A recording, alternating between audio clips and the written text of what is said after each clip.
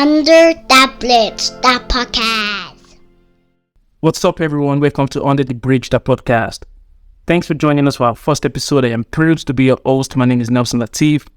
Underthebridge, the podcast is a life experiences show you can watch on YouTube and listen on Spotify.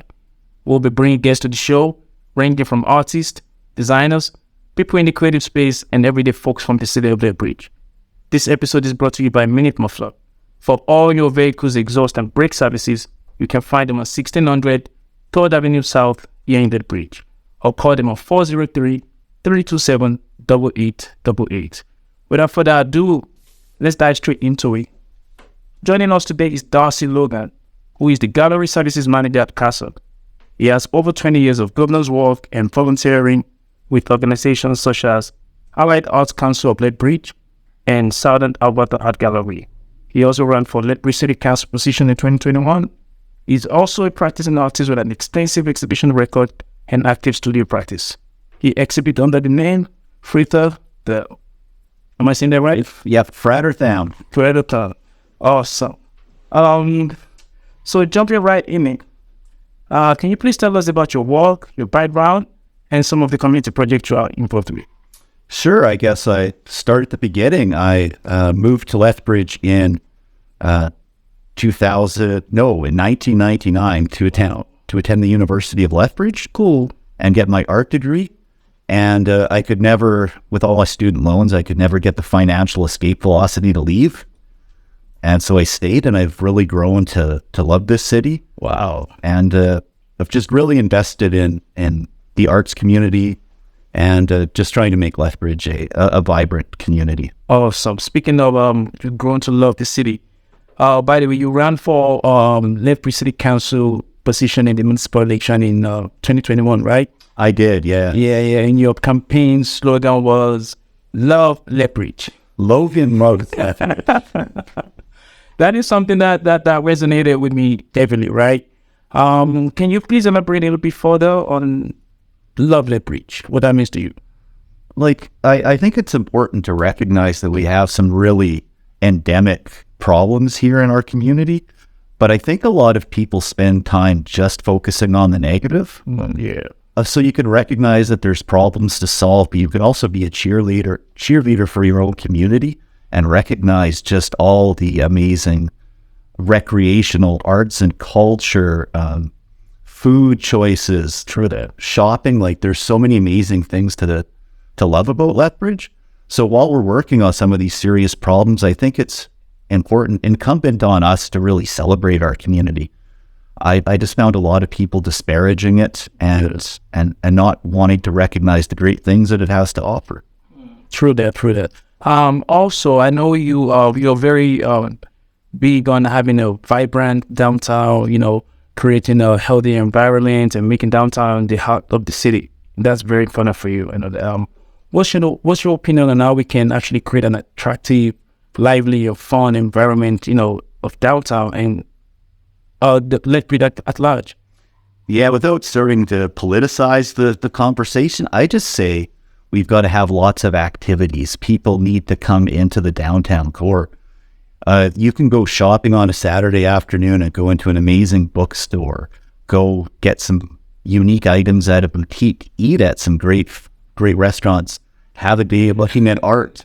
People just need to come into the downtown, and I think the more people that come downtown, just the more lively and vibrant it'll be, and it'll start to, I think, balance out some of those social issues that we're seeing. True. Speaking of restaurant, I love food. And the big, what's your favorite restaurant in Lethbridge? I want to know. Okay, I think my all-time favorite, me and my good friend Rick, we go out once a month and always try a new restaurant. But there's one that we go back to with some frequency, and it's called Ray's Momos. Oh, Ray's Momos. How do you spell that? R-A-I-S, and then Momos is M-O-M-O. Oh, cool. I'm shaking it now. We'll shake that. Yeah, it's a Nepalese restaurant. Oh, wow. So it's on 13th Street North, and it's a kind of little hole-in-the-wall place. The decor leaves a lot to be desired, but the food is amazing, and the people, the small business owners that run it are just great people. I would encourage anybody to go get their chili chicken. That is so interesting, right? You said it's a Nepalese restaurant. I'm always of the opinion that you can literally come to Lethbridge and find anyone from anywhere in the world in Lethbridge. Right? That's just me. For people that have come into the city for the first time, that might not have a clue what to do, where to go, or maybe thinking they're not gonna find the kind of stuff. What would you recommend? What activities would you recommend that they have to do on staying in Lethbridge? Well, my background is the arts, so I say there's always just a ton of opportunities in the arts. Whether you're going out to, there's live music every night where you can go out and signal. There's theatrical performances. There's art galleries. You can come participate in workshops and activities, meet people. The key is just kind of getting out there and stepping out of your comfort zone and just be willing to have new experiences. Absolutely. Yeah. And you also, I know you're very big on community projects, and you run your own studio. How do you find balance and stay inspired and motivated doing all this work after all these years and keep going? Yeah, I guess I'm kind of an anomaly that I work as an arts administrator, but I also have a very active studio practice. But a lot of what the work I've done over the years is collaborative, like working with other groups, like the Trapdoor Artist Run Center that I helped found, the Potemkin Collective, Medium Performance Troupe. So it's always, for me, it recharges my battery and motivates me to work with other creative people on collaborative projects. And some of those have had just kind of a personal perspective, and some have had more social activist perspectives. And without other creative people and other individuals to inspire you, it's tough. I can imagine. Can you discuss any upcoming projects or collaborations you have in the works? I have a couple exhibitions myself coming up at the end of the year, but here at Casa, we also have our 10-year celebration. We've been open for 10 years as of May the 13th. Wow. So it's going to be kind of an open house day. People can come down, try some arts activities for free, have some cake, get tours of the building. Cake is good. There's lots of behind the scenes things here at Casa, the art studios, that unless you have an access pass, you've probably never had the opportunity to see. So it's just a great way for the community to come down, celebrate this amazing building and arts community, and hopefully just have an enjoyable Saturday afternoon. Yeah, most certainly. Casa is actually one of the places I would definitely recommend to anyone, because every time I know there's always, for me, that's one thing I always pay attention to, right? I know there's always program for kids at Casa, right? Is there a particular one you'd like to recommend for kids of all backgrounds and interests, or youth, Raj? Oh, we have a really active clay educational program in clay that the kids love. They can start out really young, just working, doing hand building, and as they get older, they can work on the pottery wheel. And those classes are always really popular. And even if you just want a free activity, the exhibitions here at Casa change every 6 or 7 weeks. Oh. So you can come with your family. You don't have to pay to enter, and you can see 6 or 7 different exhibitions. So that a funny time. Then you can find where you fit in, and Yeah. Where absolutely. I don't know. There's always a lot of this debate about if art fits in with technology, and with the growth and impacts of technology. As you integrated technology into your own work personally, or you're not a big fan? I think we're probably talking about the developments in AI. Am I right? Stuff like that. Yeah, it's funny because I have two minds about it, because I understand there's controversy, and I understand why, because these companies train these AIs on data sets based on existing artists' work. So it takes your intellectual property and then can spit something out that looks the same, that I can just make on my own and become mine. Right.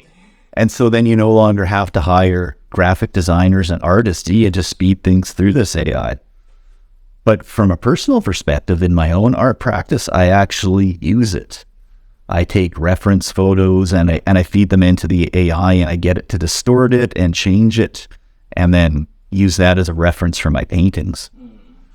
Speaking of, you don't necessarily have to hire graphic designers anymore, even a photographer as such, because I've got my iPhone. I can just take nice pictures, and are you of the opinion that that takes away the years of practice, experience, and hard work that people like yourself put into your profession? Away from the actual why people don't even see people like yourself, the profession is social, as a big deal also. Yeah, and I think that professionalization of your practice is important, and I think it in the end, it does come out in the work. So anybody can quickly mock something up or take a snapshot, but I think it's all those years of practice and understanding your craft and really developing that skill that will always kind of, I believe, set it apart. Yes, absolutely. You can't compare it. We've got Yes. this. Are you on social media by any chance? I have a small Instagram. I'm pretty bad at it. I've let my website lapse. I've let my Instagram be pretty dormant. Ever since the pandemic, when I spent so much time online, like even my work, we pivoted everything online. A lot of my relationships and connections with people were online. Absolutely. And coming out of that, I have a real desire to push that aside and focus on like one-on-one interpersonal relationships. So, but I understand to kind of be relevant, you do have to have that social media. And it just becomes the norm now. Like you said, now everything is like, emails and what, you don't necessarily have to interpersonal and stuff. I can share my MySpace account. No, that was not with you. No. How can people stay in touch with you? How can people get hold of you? How can people reach out to you? And if anybody has any questions about the arts or getting involved with the arts at Casa and beyond that with the Trapdoor Artist Run Center, or just looking to make connections, you can always contact me through my professional contacts here at Casa. Okay. I always welcome that. That's part of my job. And yeah. Do you have like a mentorship program or some sort that you can recommend for people that would like to go into visual art? Like, so look, especially the youth here in Lethbridge. Yeah, there's youth programming here at Casa, but for anybody, whether they're youth or adult, that has a real just passion for the visual arts, a great way is just to sign up to my e-newsletter here at Casa. And there's lots of opportunities. Like we have coming up this summer, we call it the Summer Salon, and the theme is Making It Big. And it's a building-wide exhibition here at Casa that anybody is welcome to participate in. Oh, awesome. Whether it's your first time showing something or whether you're a professional artist, it's kind of, it's a democratic and kind of provides equal ground for everybody to come and share what they do. So that's a great way to participate. I didn't even know about that. And I think one of the things that's lacking, like sort of like a disconnect between all the great things that happen at Casa and many other organizations here in Lethbridge, is that a lot of people don't even know about it, right? Especially for the targeted market, which is the youth or artists and stuff. What can we do to let people know all these services, all these stuff is available for their use and they need to be taken advantage of? Yeah, and there's only so much you can do as an organization with your emails and your social media and your direct mail. I think it's important for initiatives like Under the Bridge, thank you, to actually build those bridges between these kind of disparate communities. Because I think everybody's interested in knowing, but it's how do you actually find out, and how do you get people out of their echo chambers or their bubbles or the safety of their communities to start to find some sort of forum where everybody can kind of congregate and find this stuff out. I totally agree, because there's so much, a lot of initiative in the city that are doing great things, great, amazing things that people need to take advantage of. And honestly, the worst thing that happens to me is when I open up the Lethbridge Herald or go on social media and I see an event's just passed. It's like, I kind of would have thought that if I'd only known about it. And I also think it goes back to that loving Lethbridge and being a cheerleader for your community and celebrating what everybody is doing. And when you raise our voices in a chorus, I think it becomes louder. People will listen. Yes, I agree completely. Speaking of love Lethbridge, it's something again, it resonated with me, big deal. Any words of encouragement for the people of Lethbridge on how they can participate and contribute in their own little way to advance the city forward? Because I feel like everyone can take, they've got a role to play. Yeah, I think it's just always important to support small businesses, to come out and support your creative community, whether they're performing artists or visual artists. Go to the local restaurants that are locally owned. When you see something you like, tell your friends, tell your family. Really try to actively encourage, get out there and try this. And I think the more that we do that, I think the more you grow. It's a fertile ground to grow kind of a rich community. Absolutely, and there's so much room for growth. In your line of work, visual art, what advice would you give someone that wants to pursue a career in visual art?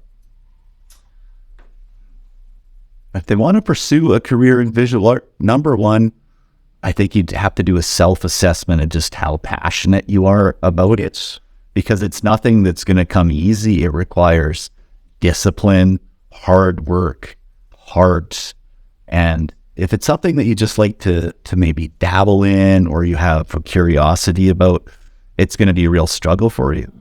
But it's like anything in life, if you're really passionate about it and not afraid of some studious work, you'll find the avenues and the place you need to go, whether that's academic, by getting an arts degree, or getting your feet on the ground and just going out and talking to people and carving out your own little niche. Yeah. Which I see a lot of here, and I even started to become aware of other artists and creatives doing things that I didn't even know, and I thought I had a pretty wide understanding of what was happening. Even just looking at your Instagram and your event and some of the people that were involved with that, I was like, it's like interesting. Yeah, that's one of the things we're trying to we're trying to be the bridge between connect a lot of artists, because we are big on collaborations and being a cohesion in the city. And we start another question I want to throw at you. Is it how can we build like a up for people like yourself, people in the creative space to often come together and create something, not necessarily for the city, but work together without creating competition and whatnot. I feel like that's very important for the city to also, it's a way we can come together as an artist. What do you say about that? I can maybe just give an example from my own past experience. When I was a younger artist, there was even less opportunities than we have now. Now there's so many galleries and places to be creative. At a group of fellow artists and friends and colleagues and peers, we decided, well, I guess we're just going to have to do it ourselves. Yeah. So we formed something called the Potemkin Collective. Oh, and what we would do would be, this was before pop-up galleries were even a thing, but we'd go and rent empty storefronts or work with business owners that had empty storefront and do large thematic group exhibitions, which were open to everybody. So we did one called Ruin and Reclamation, all about reclaiming these kind of empty spaces. And it was amazing because there would be people that would come out and participate in these shows that had never exhibited at all, people we didn't know. And now these people are actually an important part of the tapestry of Lethbridge all these years later. So I think it's important to, if you have an idea, to just go out and chase it and do it and really be inviting and invite people in and kind of share those experiences. And I think that's how you really start to grow it. Absolutely. Thank you so much. I've learned so much from you, Darcy, already. Thank you so much for joining us. Is there anything you want to touch on? Any projects, any, on the personal level, professional level, you'd like people to know about that you want to share with them? That's right. I usually don't talk about myself. I'm usually so busy. That's why we have you on here. We want to celebrate people like you, and you're doing a great job in the community, and we want people, especially people in Lethbridge, to sort of know what you do. It's so important for us. Yeah, my day job is being an advocate for other artists. That's what I do for 8 hours a day. So sometimes when people ask me, well, what about you? I'm so not used to it. And I can throw this one at you. Okay. Are you running again for the city council? And next election? I thought about it, and I was really thinking about it if we'd move to a ward system. Okay. Because I think what's the ward system? That's where you're elected to represent a geographical area in your city. Okay. And so it would be perhaps downtown or whatever. And it went to a plebiscite, but it didn't pass, so we're not going to go to a ward system. So I think I'll think really long and hard about whether I run again. It's funny because Lethbridge people were so hungry for a change. Yes. For something new. Yes. But also Lethbridge is a bit fearful, so they decided to vote for more of the same. Oh, I see. And yeah, that's where we are right now. Under arrest. Thank you so much for joining us, Darcy. I've learned so much from you personally, and we hope to have you on the show sometime soon. And absolutely. I look forward to any way I can collaborate and work with you in the future. This has been wonderful, and I hope you have great success with it. Thank you so much. I appreciate it. That's the aim of this podcast, to release a floodgate of communications among strangers in the city, people of all color and background, and that's what we're trying to achieve, Yeah, massive thanks to all of you for tuning in, and be on the lookout for our next episode. Peace.